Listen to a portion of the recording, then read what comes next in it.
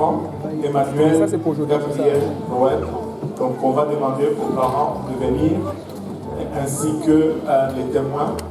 Hein, et on va faire la dédicace de Emmanuel aujourd'hui. Et vous pouvez vous asseoir. Alléluia, je vous prie.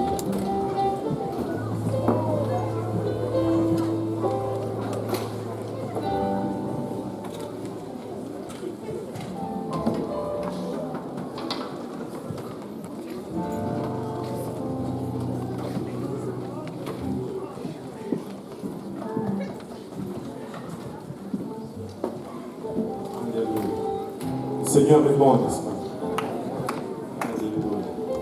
Et aujourd'hui, c'est un privilège encore une fois pour nous que dédicacer Emmanuel Gabriel Noël de la part de ses parents, ainsi Gabriel et Jean-Yves Noël. Alléluia. Deuxième Jean-Yves. C'est vraiment une église à double portion. Il y a beaucoup de dédoublements de noms. Nous, on aime ça. Alléluia. Et c'est un privilège pour nous de pouvoir faire cette dédicace. Nous comptons cela comme un honneur. Et bien sûr, les parents, en faisant cela, c'est parce qu'ils désirent la protection, la bénédiction de Dieu sur leur enfant. Et il est important que nous soulignions que les parents vont être le canal que Dieu va utiliser pour bénir et protéger l'enfant. C'est-à-dire, si Dieu veut que Emmanuel soit conduit à Mercedes, il va vous donner une Mercedes. Vous allez être le canal, si c'est dire. Amen. Alléluia. Donc il est important pour nous en tant que parents de réaliser cela et de se mettre en ligne, de sorte que quand Dieu voudra finalement déverser ce qu'il désire, que nous soyons aptes de jouer le rôle de canal que Dieu veut donner. Et comme vous allez remarquer, nous n'avons pas baptisé Emmanuel aujourd'hui. Nous n'avons pas baptisé parce que l'église de Dieu, au commencement, n'avait pas cette tradition. On ne baptisait pas les petits-enfants. Et nous aussi, nous ne faisons pas cela. Parce qu'il y a deux choses qui sont requises avant le baptême. La première des choses, c'est la croyance. La Bible nous dit allez prêcher la bonne nouvelle, celui qui croit et qui se fait baptiser sera sauvé. Or, peu importe comment on peut prêcher la bonne nouvelle, la deuxième chose qui est requise, c'est la repentance. La Bible nous dit répentez-vous et que chacun de vous soit baptisé au nom de Jésus-Christ pour le pardon de vos péchés. Peu importe comment on peut prêcher, peu importe nos talents, nos habilités, l'onction, mais Emmanuel n'est pas encore à l'âge de se repentir. Mais néanmoins, nous pouvons le présenter en dédicace au Seigneur.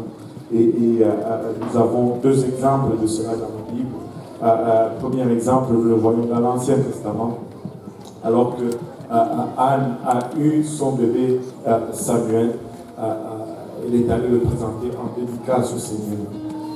Et dans 1 Samuel, chapitre 1, verset 20, dans le cours de l'année, Anne devint enceinte et elle enfanta un fils qu'elle nomma Samuel, car, dit-elle, je l'ai demandé à l'Éternel. On va sauter au verset 24. Quand elle lut, c'est vrai, elle le fit monter avec elle, et prit 3 taureaux, un épha de farine et une outre de vin. Elle le mena dans la maison de l'Éternel à Silo. L'enfant était encore tout jeune. Ils égorgèrent les taureaux et ils conduisirent l'enfant et dit Anne dit, mon Seigneur, pardon, aussi vrai que ton âme. Mon Seigneur, je suis cette femme qui me tenait ici près de toi pour prier l'Éternel. C'était pour cet enfant que je priais, l'Éternel a exaucé la prière que je lui ai adressée. Aussi, je veux le prêter à l'Éternel. Il sera pour toute sa vie prêté à l'Éternel. Il se prosternera là devant l'Éternel.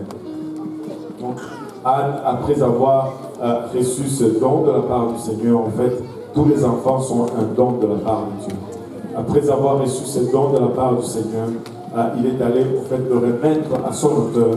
Il est allé reporter l'enfant et l'a présenté en dédicace au Seigneur.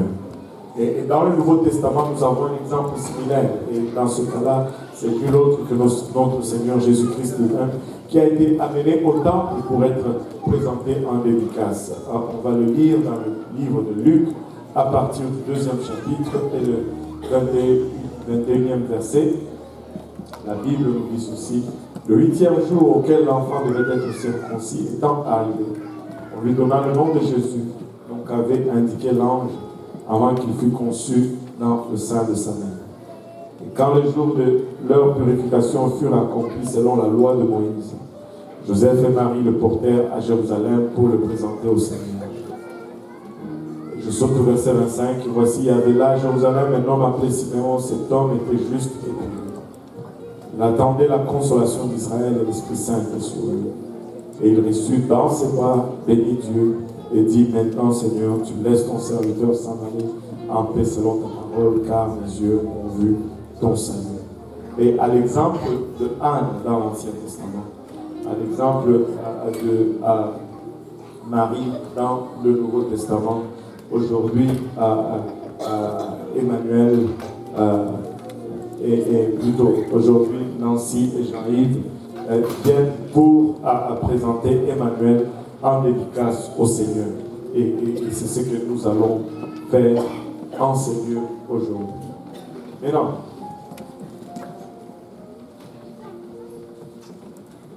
Deutéronome 6, le verset 4, on nous dit ceci: écoute Israël, l'Éternel, notre Dieu, est le seul. Tu aimeras l'Éternel, ton Dieu, de tout ton cœur, de toute ton âme, de toute ta force.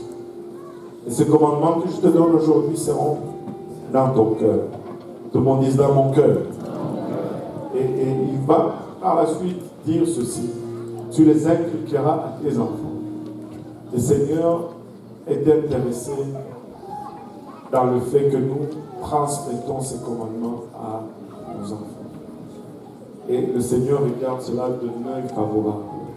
Au fait, nous attirons la grâce et la faveur de Dieu quand nous prenons le temps d'instruire nos enfants dans les voies du Seigneur. Au fait, Abraham a eu le privilège d'être appelé ami de Dieu parce qu'il avait résolu de montrer la voie de l'Éternel à ses enfants. Et si nous faisons autant, nous allons jouir du même privilège. Je voulais partager un autre verset, le Proverbe 22, verset 6, qui dit: instruis l'enfant selon la voie qu'il doit suivre, et quand il sera vieux, il ne s'en détournera pas. C'est si nous voulons que nos enfants marchent dans le droit chemin, quand ils vont grandir, c'est notre responsabilité que de commencer aujourd'hui à leur inculquer les voies de l'Éternel. Maintenant, je l'imagine aujourd'hui, c'est un jour de joie pour la famille Noël. Amen. C'est un jour de joie où ils viennent présenter leurs enfants en dédicace au Seigneur. À l'exemple de Marie et de Anne, comme nous l'avons dit. Si la congrégation veut se lever, on va lire un dernier verset et après on va passer à la dédicace. Matthieu 19, 14. Je veux juste souligner ceci que Jean-Yves et Nancy. Oh, il y a Nancy aussi, on a une deuxième Nancy, j'avais oublié. Alléluia. Ça m'a échappé, c'est Alléluia. C'est vraiment une double portion. Alléluia. Donc, vous savez, Jean-Yves et Nancy, en faisant ceci aujourd'hui, vous êtes en train de répondre à l'invitation du Seigneur que nous retrouvons dans le livre de Matthieu 19, 14, qui dit: et Jésus dit, laissez venir à moi les petits enfants et ne les en empêchez pas, car à des tels est le royaume des cieux. Où le royaume des cieux appartient à ceux qui leur ressemblent. En fait, très souvent nous pensons que nous les adultes, nous avons tellement de gros problèmes que le Seigneur n'a pas le temps pour le problème des enfants. Et le Seigneur nous dit: je me préoccupe des enfants. Et au fait, même vous-même, voici la leçon que vous devez prendre. Si vous ne devenez pas comme eux, vous n'allez pas entrer dans mon royaume. N'est-ce pas possible? N'est-ce pas possible? Et c'est approprié de votre part que vous ameniez votre enfant alors que le sort de sa naissance ou de sa vie est encore entre vos mains. Et vous voyez, un jour, le mystère de la vie dit qu'un jour, son sort va sortir de vos mains. Aujourd'hui, il mange ce que vous lui donnez. Il s'habille de ce que vous lui donnez, sans discuter. Mais vous allez voir qu'un jour, il va commencer à dire, je n'aime pas manger ça. Je ne veux pas porter ça. Et un jour, il va commencer à aller chercher sa propre nourriture, acheter ses propres habits. Et là, le sort de sa vie ne sera plus entre nous. Si vous allez influencer sa vie, c'est maintenant. Et mettre des choses dans ce sens que quand il va grandir et être à la place pour faire les choix, qu'il ait des guides appropriés pour faire de bons choix et de bonnes discussions. Et le but de ce service, c'est de vous aider en tant que parents à apprécier vos obligations dans le but d'élever votre enfant dans l'enseignement et l'exhortation du Seigneur, afin que lorsqu'il aura atteint l'âge de la responsabilité, qu'il se détourne naturellement du mal vers le bien et qu'il accepte le Seigneur comme son sauveur et son maître. Dieu a un plan pour Emmanuel. Amen. Dieu a un plan pour Emmanuel. Il a un plan pour nous. Maintenant, laissez-moi vous dire ceci, papa, maman, de trouver ce plan et de le vivre pleinement et complètement va signifier le succès pour nous. Mais de refuser ou d'ignorer le plan de Dieu va conduire à l'échec dans sa vie. Et cela, peu importe les acclamations modernes ou les accumulations de biens dans ce monde. Et ça ne va rien signifier s'il ne vit pas selon le plan que Dieu a. Et c'est votre privilège et votre responsabilité que de guider cet enfant de manière à ce que la volonté de Dieu soit sa plus grande ambition dans la vie. Et c'est à cela que nous vous exhortons aujourd'hui. Maintenant, je vais vous poser juste une dernière question, cher Nancy et cher Jean-Yves. Allez-vous vous engager à élever Emmanuel dans la voie du Seigneur? Alléluia.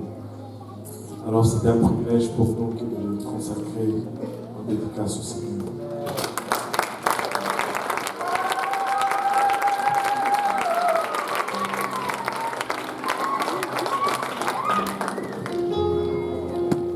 Alléluia. Bon, si on peut élever nos voix vers le Seigneur. Père Céleste, nous te rendons grâce encore une fois pour ton amour, ta bonté, ta fidélité. Papa, nous te remercions encore pour le privilège que nous avons de démirer notre vie fragile, Papa, dans nos vies. Réalisant, Papa, le grand mystère de la vie, Seigneur, que dans cette vie fragile, et renfermer tout le potentiel, Papa, d'une personne accomplie, Papa. Apte, Papa, à suivre, Papa, les desseins que tu as pour sa vie. Apte à accomplir de grandes choses, Papa, pour ton royaume. Et Papa, le contraire est aussi vrai, Seigneur, car l'ennemi a aussi un plan pour lui. Père, nous venons, Papa, par le bras de la foi, de le mettre entre de saints bras, Seigneur. Et prier, Père, il a chacun. D'abord que tu nous aides, nous, en tant qu'amis, famille, parents, Seigneur Jésus-Christ, à aligner nos vies, Seigneur, à ranger nos vies, Seigneur, afin que nous puissions servir d'exemple, Papa, à Gabriel, plutôt à Emmanuel, Gabriel Noël, Seigneur. Papa, il a alors qu'il est encore petit, Seigneur. Papa, que sa maison soit un lieu où ta parole est entendue à longueur de jour. Dans laquelle ton nom, Papa, est considéré avec beaucoup d'estime, Seigneur. Papa, que sa maison ou le demeure où il habite, Seigneur, soit un lieu où tes cantiques, Seigneur Jésus-Christ, soient entendus à longueur de journée, au Père. Père, je prie, Père, il a que tu nous aides tous, Papa, à aligner nos vies, Seigneur, afin de lui servir d'exemple, alors qu'il est en train de grandir, Papa. Seigneur Jésus-Christ, il est encore trop jeune pour comprendre les choses spirituelles. Néanmoins, nous prions, Papa, ta protection sur lui. Nous prions que tu lui assignes un ange qui veille sur ses sorties et ses retours, Seigneur. Afin qu'il soit protégé de toute embûche, de tout accident, de toute maladie, toute contamination, Papa, et qu'il puisse grandir dans la crainte de ton nom et dans l'amour de ta parole. Alors qu'il va arriver à l'âge de la compréhension, Père, notre prière, c'est qu'il puisse entendre l'évangile, croire et obéir se repentir de ses péchés, papa, se faire baptiser en ton nom précieux et être rempli du Saint-Esprit et qu'ils vivent pour toi, ô Éternel. Père, Inabachata, d'ici là, nous prions, Père, que ton mur de feu, papa, soit dressé autour de lui et que tu le protèges, papa, Inabachata. En le nom de Jésus, nous te prions, alors que nous le remettons entre tes saints bras, Seigneur. Au nom de Jésus, nous disons tous au nom de Jésus. Disons tous au nom de Jésus. Pardonnons pour le Seigneur.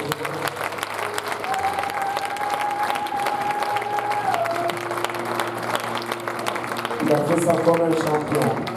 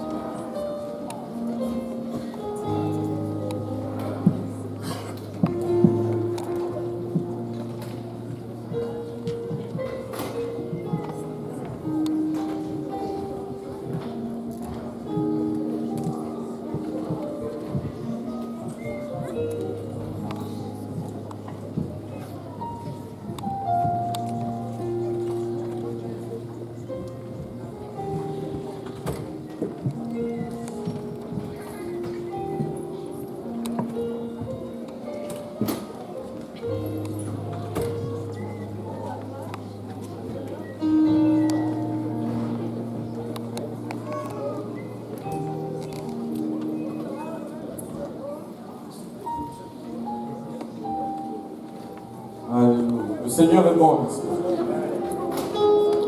Alléluia. Les enfants vont descendre maintenant dans leur place avec leur enseignant. Amen.